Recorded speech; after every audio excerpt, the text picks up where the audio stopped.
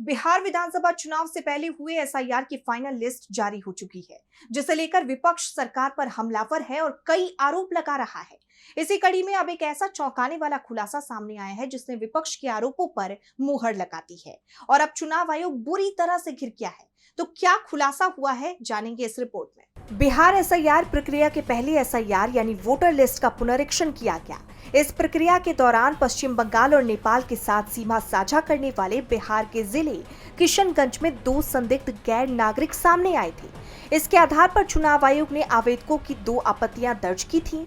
हालांकि राज्य के मुख्य निर्वाचन आयोग की वेबसाइट से पता चलता है कि उन 2 नामों को भी वोटर लिस्ट में जगह मिल गई है। 30 सितंबर को अंतिम मतदाता सूची से पता चलता है कि निर्वाचन पंजीकरण अधिकारी ने आपत्तियों को खारिज कर दिया, क्योंकि एक ही मतदान केंद्र के एक पुरुष और एक महिला मतदाता दोनों का नाम मतदाता सूची में शामिल था। इस खुलासे के बाद अब विपक्ष चुनाव आयोग और बीजेपी पर आरोपों की बौछार कर रहा है। जैसे आप जानते हैं कि चुनाव आयोग ने दावा किया था कि एसआईआर की प्रक्रिया के बाद घुसपैठियों के नाम वोटर लिस्ट से हटा दिए जाएंगे। एक तरफ ये दावा किया जा रहा था, कहा जा रहा था कि वोटर लिस्ट में एक भी विदेशी नागरिक को शामिल नहीं किया जाएगा, तो दूसरी तरफ एसआईआर में ये बड़ी धांधली सामने आई है। जिन 2 नामों पर आपत्तियां दर्ज की गई हैं, जिनके बारे में चुनाव आयोग ने शिकायत की थी, ये लोग भारत के नागरिक नहीं हैं। ऐसे में चुनाव आयोग के लिए ये जरूरी था कि पहले उनकी जांच कराई जाती।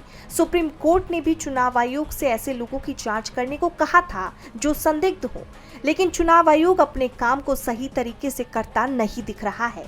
ऐसे में सवाल उठ रहे हैं कि क्या विदेशी नागरिक के नाम पर बीजेपी विरोधी वोटरों को ही टारगेट किया जा रहा है। डीबी लाइव की रिपोर्ट।